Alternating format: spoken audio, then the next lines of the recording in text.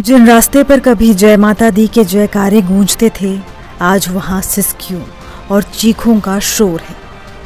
जिन पहाड़ों पर आस्था सिर झुकाती थी, आज वहीं मौत का तांडव हुआ है।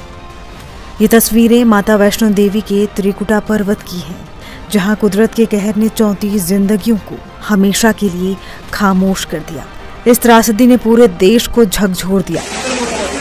जम्मू के कटरा स्थित वैष्णो देवी धाम के रास्ते में 26 अगस्त को अर्धकुंवारी के पास हुई लैंडस्लाइड, बड़े पत्थर अचानक रास्ते में गिरने लगे। पहला जो लैंडस्लाइड हुआ है वो गर्भगृह मंदिर के पास ही हुआ है। उसके बाद धड़ाधड़ जहाँ भी हुआ हो वहाँ पे हुआ था, और उसके बाद लगातार होते गया सब कोई अफरा तफरी मचा था। फिर उसके बाद सब इधर से ताराचंडी से घूम के सबको एक रास्ता मिला, सब नीचे के लिए प्रस्थान किया। हमारे साथ करीब हजारों के तादाद में लोग नीचे आए हैं। जब उधर से दर्शन करके आ रहे थे तो पहाड़ गिर रहा था, तो कम से कम 2 आदमी गिर गए थे। उसके बाद हम रास्ता बचाकर आगे आए। इस बात की जानकारी रियासी के एसएसपी परमवीर समस्त प्रभु जीशुख्रीष्टर मधुमय नामर बर आंतरिक नमस्कार।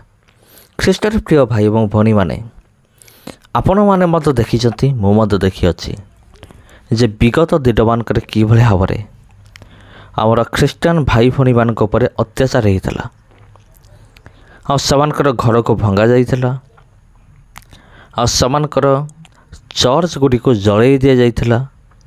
चर्च को भंगा गला आ बाध्य करागला आमर ख्रीष्टान भाई भौणी मानकु जंगल रहिबा पाई, जंगल रे पदारे खोला पड़िया खरा काकर रे माने समय बितेवा पाई समान को बाध्य करागला। आ एई सब करिले किए? ए सब करैथिबा व्यक्ति मान होचंती श्री राम भक्त, हनुमान भक्त, बजरंग दल आउ यह छड़ा अनेक ख्रीष्टान विरोधी माने यह पछरे दायी अटंती। तेबे प्रिय बंधुगण, आजिर भिडियो रे आपण माने देखिले जे कि भले भावरे एक मंदिर आपे आपे गली पड़िथिला। आपण देखिले ए मंदिर किपरि जलर स्रोतरे किपरि पूरा भासी गला। तेबे मोर ए वीडियो तैयारी करिवार उद्देश्य होछि एटा होछि ख्रीष्टियान विरोधी मानक निमंते गुटे मेसेज।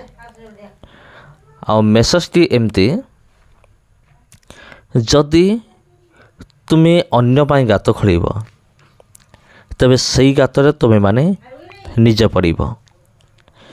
तेबे पवित्र धर्मशास्त्र बाइबल मध्य लिखा जाए जे अन्य पाई गात खोले से गातरे से मध्य निजे पड़े।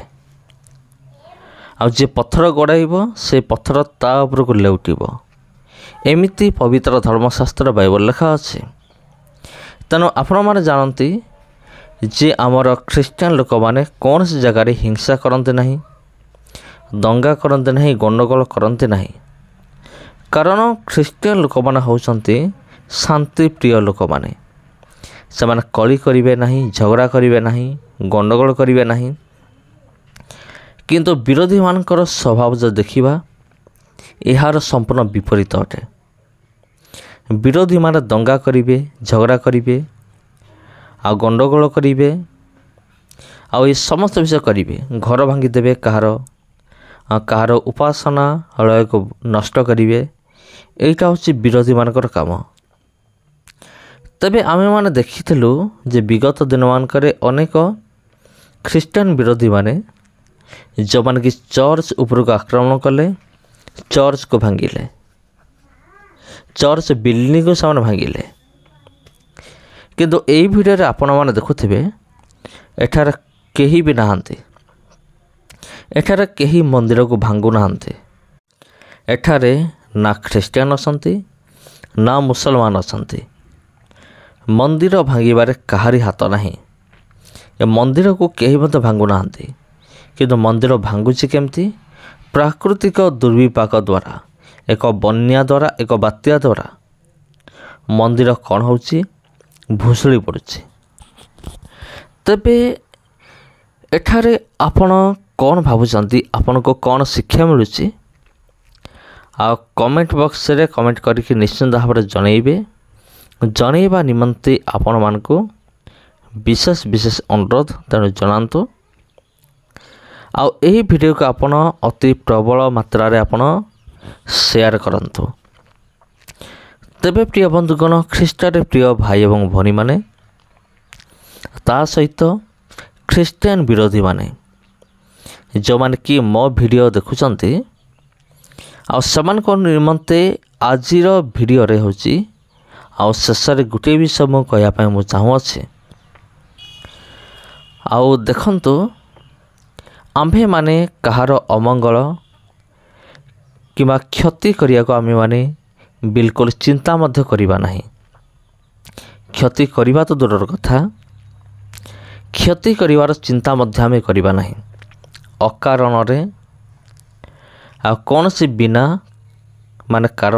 କାରଣ ଥାଇକି।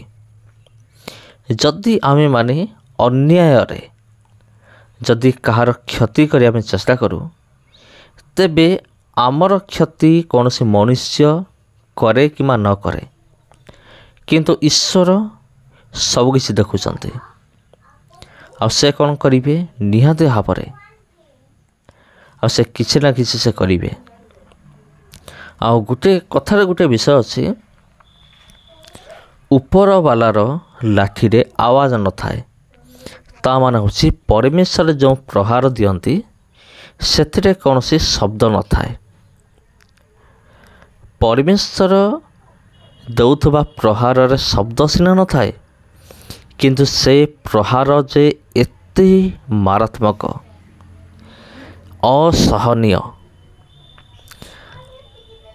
ତେବେ ଖ୍ରୀଷ୍ଟର ପ୍ରିୟ ଭାଇ ଭଉଣୀମାନେ, ଆସୁ ଆମେମାନେ ପରସ୍ପରର ମଙ୍ଗଳ ଚିନ୍ତା ଆମେମାନେ କରିବା। ଆମେମାନେ କେବେ ମଧ୍ୟ ଅନ୍ୟର ଅନିଷ୍ଟ କରିବା ନାହିଁ, ଅନ୍ୟର ଅମଙ୍ଗଳ କେବେ ମଧ୍ୟ ଆମେ କରିବା ନାହିଁ। ଆଜିର ଭିଡ଼ିଓରେ ମୁଁ ମାତ୍ର ଏତିକି ମୁଁ କହିବି ଆପଣମାନଙ୍କୁ ଯେ ଆସୁ ଆମେମାନେ ସମସ୍ତେ ଶାନ୍ତିରେ ଆମେମାନେ ରହୁ। ଆମେମାନେ ଯିଏ ଯେଉଁଠାରେ ଆମେ ଥାଉନା କାହିଁକି, ଆମେମାନେ ହେଉଛୁ ଖ୍ରୀଷ୍ଟରେ ପ୍ରିୟ ଭାଇ ଏବଂ ଭଉଣୀମାନେ। ଆସ ଆମେମାନେ ଶାନ୍ତିର ସହିତ ବାସ କରୁ। ଆଉ ଜଗତରେ ତ ବିଭିନ୍ନ ପ୍ରକାର ବିଷୟ ରହିଅଛି, ଜାଗତିକ ବିଷୟକୁ ଧ୍ୟାନ ନ ଦେଇ ସ୍ୱର୍ଗୀୟ ବିଷୟ ପ୍ରତି ଆମେମାନେ ଧ୍ୟାନ ଦେବା ଉଚିତ। ସମସ୍ତଙ୍କୁ ନମସ୍କାର। ଖ୍ରୀଷ୍ଟର ପ୍ରିୟ ଭାଇ ଭଉଣୀମାନେ, ଆପଣମାନଙ୍କୁ ସମସ୍ତଙ୍କୁ ନମସ୍କାର। ଆଉ ଆଜି ପାଇଁ ଏତିକି। ପୁଣି ଥରେ ଭେଟ ହେବ, ଦେଖା ହେବ ଆପଣ ସହିତ ଆଉ ଗୋଟେ ଭିଡ଼ିଓରେ, ଆଉ ଗୋଟେ ଅଧ୍ୟାୟରେ। ସମସ୍ତଙ୍କୁ ଖ୍ରୀଷ୍ଟ ପ୍ରେମରେ ମୋର ଆନ୍ତରିକ ନମସ୍କାର।